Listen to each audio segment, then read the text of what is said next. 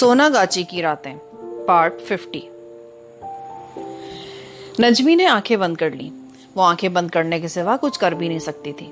Taxi तूफानी रफ्तार के साथ दौड़ी चली जा रही थी। नजमी ने दो एक बार आंखें खोलकर टैक्सी की छत को देखा। सड़क की रोशनियों का अक्स छत पर से गुजरता जा रहा था। उसे कुछ मालूम नहीं था कि ये कौन सा इलाका है, वो कहाँ से गुजर रही है और उसे कहाँ ले जाया जा रहा है। हरियल दादा और रानी ने उसे आगे भेज दिया था। जिस शख्स ने उसे खुद बेटी कहकर पुकारा था, उसने उसका सौदा कर दिया था। एक एक करके नजमी के दिल में इखलाकी कदरों के शीशे चूर हो रहे थे। इंसानी रिश्तों पर से उसका एतमाद उठता चला जा रहा था। इन मुकद्दस रिश्तों का वो अपनी आंखों के सामने खून होता देख रही थी। उसका दिल किसी वक्त इंतकाम की आग से भड़क उठता, लेकिन ये आग उसे सिवाय जलाने के और कुछ नहीं कर रही थी। रूपा गाड़ी चला रहा था। उसका साथी काली नजमी के तकरीबन ऊपर चढ़ा बैठा था। नजमी का एक पूरा बाजू उसके नीचे दबा हुआ था। रूपा ने तेज आवाज में काली को गाली देकर बंगला में कहा, वो तेरी माँ वहां पर होगी उस वक्त। काली ने फौरन जवाब दिया, दादा वो क्यों नहीं होगी, मैंने उसे थोड़ी देर पहले इत्तला करवा दी थी कि हम माल लेकर आ रहे हैं, वो अड्डे पे पहुंच जाए। दोनों एक बार फिर खामोश हो गए। टैक्सी खुदा जाने कलकत्ते के कौन से इलाके से गुजर रही थी। अब सड़कों की रोशनियों के अक्स भी टैक्सी के अंदर छत पर नहीं पड़ रहे थे। कोई ट्रक तेजी से टैक्सी के करीब से गुजर गया। उसकी हेडलाइट्स की रोशनी पड़ी तो काली ने नजमी के ऊपर अपनी चादर डाल दी। काफी देर तक सड़कों पर दौड़ने के बाद टैक्सी की रफ्तार धीमी होने लगी और फिर वो एक मोड़ घूमकर गैर हमवार सड़क पर आ गई। पहली बार नजमी को धचके लगने लगे। दूर किसी जानिब से रात के सन्नाटे में किसी कुत्ते के भौंकने की आवाज थोड़ी देर बाद बुलंद होकर गायब हो गई। टैक्सी ने तेजी से एक और मोड़ काटा और फिर जैसे गैराज में पहुंचकर रुक गई। रूपा ने इंजन बंद करके दरवाजा खोला और बोला, निकाल साली को बाहर और उधर लेकर चल, वो तेरी माँ यहाँ कहीं नहीं है। काली ने नजमी को सीट पर से उठाकर बिठा दिया। उसके हाथ और पांव खोल दिए, मुंह पर कपड़ा बंधा रहने दिया। काली ने जोर से एक तमाचा नजमी के मुंह पे दे मारा। नजमी की आंखों के आगे तारे नाचने लगे। साथ ही काली ने उसे गाली देकर कहा, मेरे आगे आगे चल, और उसने दरवाजा खोलकर नजमी को बाहर खड़ा कर दिया। ये एक गैराज था। नजमी का सर चकराने लगा था। मुंह पर कपड़ा बंधा होने की वजह से वो कितनी देर से मुसलसल नाक से सांस ले रही थी। उसका सांस यूं फूल रहा था जैसे वो भागती हुई आ रही हो। चक्कर आने की वजह से वो गिरने लगी तो उसने टैक्सी के दरवाजे को थाम लिया। रूपा ने गैराज के अंदर ही बना हुआ एक छोटा सा दरवाजा खोलते हुए कहा, इसे नीचे लेकर आ, तेरी माँ लक्की बाई की गाड़ी नहीं थी बाहर। काली ने नजमी को सहारा दिया और फिर उसको बाजू से पकड़कर आगे को धकेल दिया। आगे आगे चल रही सीधी, हम तेरी जैसी औरतों को अच्छी तरह जानते हैं, चल। गैराज के अंदर वाला दरवाजा एक तंगो तारीक कमरे में खुलता था। रूपा ने कमरे में आते ही बत्ती रोशन कर दी। नजमी की आंखें चकाचौंध सी हो गईं। रूपा ने उसे अपने पलंग पर धक्का देकर फेंक दिया, यहाँ लेट जा रही चंदा। कमरे की फिजा में घुटन और अजीब किस्म की बू फैली हुई थी। नजमी पलंग पर सिमट कर पड़ी हुई थी। रूपा ने जेब से डब्बी निकालकर सिगरेट सुलगाया और लोहे की कुर्सी घसीटकर उस पर बैठते हुए बोला, काली बाहर जा और अपनी माँ लक्की बाई को देख, अगर वो ना आई ना तो मैं सारी रकम तुमसे धर लूंगा। काली अपने बालों को झटकता हुआ दरवाजे में से वापस गैराज में चला गया। रूपा लोहे की कुर्सी पर बैठा सिगरेट के लंबे लंबे कश लगा रहा था। कमरे में छत के साथ लटकता हुआ बल्ब रोशन था। रूपा के बाल काले से या घुंघरियाले थे। उसने धारीदार टी शर्ट और मैली कुचैली पतलून पहन रखी थी। कलाई पर सुनहरी जंजीर चमक रही थी। उसने गर्दन घुमाकर नजमी की तरफ देखा और सिगरेट का कश लगाकर धुआं छोड़ा और बोला, क्यों री, इससे पहले तू किसके पास थी? तेरा उसमें से कोई बच्चा तो नहीं है तो अभी बता दे। नजमी ने अपने मुंह पर बंधे हुए कपड़े की तरफ इशारा किया। रूपा ने उठकर नजमी के मुंह पर बंधा हुआ कपड़ा खोल दिया। नजमी को ऐसे लगा जैसे वो कब्र की फिजा से निकलकर एकदम खुली फिजा में आ गई हो। रूपा जैसे जराइम पेशा अफराद की बातें सुन सुनकर नजमी उनकी नफ्सियात से काफी हद तक वाकिफ हो गई थी। एक बात उसके जहन में वाज़ेह हो गई थी कि इनके आगे रोने धोने से कोई फायदा नहीं होता, उन पर किसी और ही तरीके से असर डाला जाता है। नजमी ने अपने खुश्क होठों पर जुबान फेरते हुए कहा, मुझे पहली बार उठाया गया, मैं ऐसी वैसी औरत नहीं हूँ। रूपा ने नजमी को घूर कर देखा, फिर तंज़िया अंदाज में हंसा और चुटकी से सिगरेट की राख झाड़कर बोला, सब यही कहा करती हैं सालियां, कई भर्तों के हाथों में बिक चुकी होती हैं और कहती हैं हमें पहली बार उठाया गया है।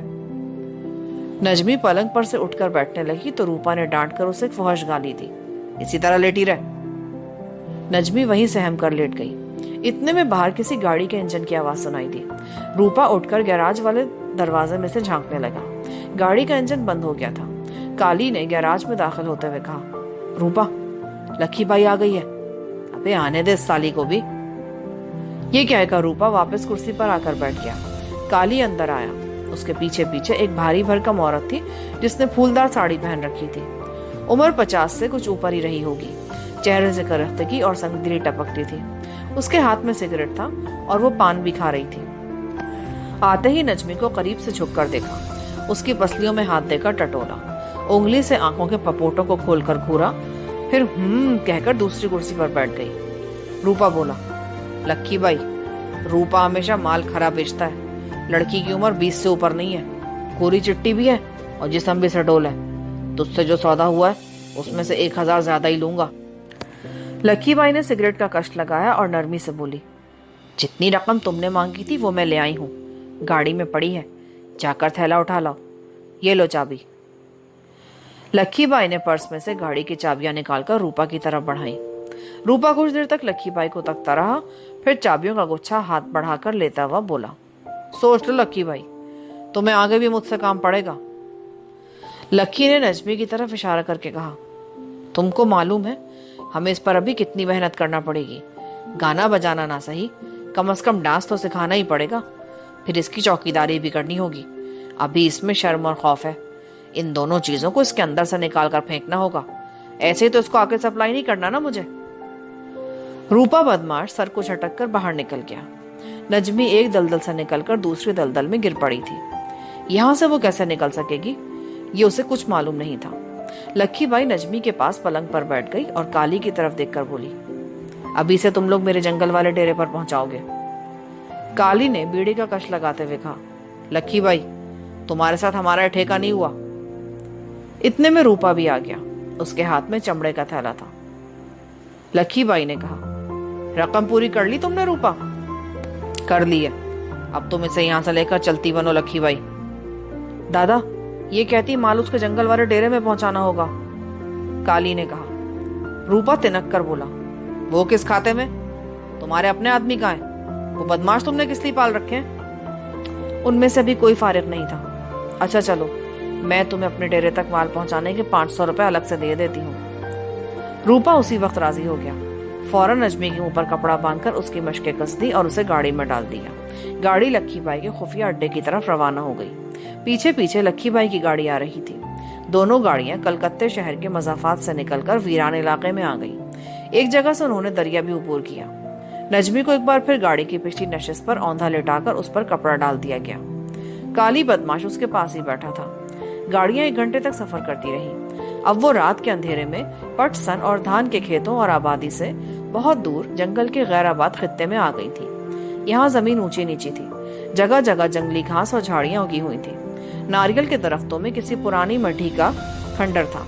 उससे आगे टूटी फूटी 4 दीवारी के अंदर एक ढलान छत वाला बोसीदा मकान बना हुआ था। उसकी खिड़कियों के छज्जे टेढ़े होकर एक तरफ को झुक गए थे। उस मकान के एक हफ्सदा कमरे में नजमी को लकड़ी के पलंग पर डाल दिया गया, जिस पर सिर्फ पटसन का पतला सा गद्दा ही बिछा था। पलंग पर मच्छरदानी लगाने के लिए 4 बांस लगे थे, मगर मच्छरदानी गायब थी। छत पर कोई पंखा नहीं था। मच्छरों की भरमार थी। नजमी की रस्सियां और मुंह पर बंधा हुआ कपड़ा खोल दिया गया। रूपा और काली चले गए। लक्की बाई कमरे में रह गई। नजमी ने उसके आगे हाथ जोड़ा और आरसी से कहा, मौसी, मुझ पर दया करो, मैं एक शरीफ औरत हूँ। लक्की बाई ने पर्स में से छोटा सा चीनी पंखा निकाला और अपने चेहरे को हवा देने लगी। उसकी नजरें दरवाजे पर लगी थी। नजमी ने एक बार फिर लक्की बाई से इल्तिजा की कि वो उसकी जिंदगी को तबाही के रास्ते पे ना डाले। लक्की बाई पर उसका कुछ असर नहीं हुआ। वो बराबर दरवाजे की तरफ तक रही थी। फिर एकदम चिल्लाई, धूमल, हरिया, कहाँ मर गए हो तुम लोग? और फिर नजमी ने 2 नाटे कद के गठे हुए जिस्म वाले काले काले आदमियों को कमरे में दाखिल होते देखा, जिनमें से एक के हाथ में हंटर था। भाई जी, अब तुम जाओ, हम जाने और हमारा काम। लक्की बाई को वहां सख्त गर्मी लग रही थी। वो तेज तेज चलती कमरे से निकल गई। उस हब्स आलूद कमरे में नजमी और वो दोनों हिंदू बंगाली अकेले रह गए। यहाँ दीवार के साथ एक लालटेन लटक रही थी, जिसकी रोशनी नाकाफी थी। एक आदमी ने कमरे का दरवाजा बंद करके अंदर से चटखानी लगा दी। नजमी का दिल कांप गया। उस पर घिनौने मजालिम की इब्तिदा होने वाली थी। थोड़ा बहुत एतमाद जो नजमी के पास था वो उसे छोड़कर चला गया और नजमी अपने आप को एक इंतहाई कमजोर और मजलूम औरत महसूस करने लगी। धूमल ने हंटर को आहिस्ता से फटकारा और हरिया से कहा, हरिया, काम शुरू कर दे। हरिया ने पहला काम यह किया कि धूमल की मदद से नजमी के दोनों पांव और हाथ पलंग के चारों बांसों के डंडों से कसकर बांध दिए। फिर हरिया नजमी के सिरहाने की जानिब स्टूल रखकर बैठ गया और बंगला जुबान में उससे इंतहाई वाहियात किस्म की गालियां देनी शुरू कर दी। नजमी को यूं लगा जैसे उसके कानों में पिघला हुआ सीसा डाला जा रहा है। वो अपने कान बंद भी नहीं कर सकती थी। यहाँ पर पार्ट 50 का अख्तिताम होता है। आगे कहानी सुनने के लिए पार्ट 51 समाप्त करना है।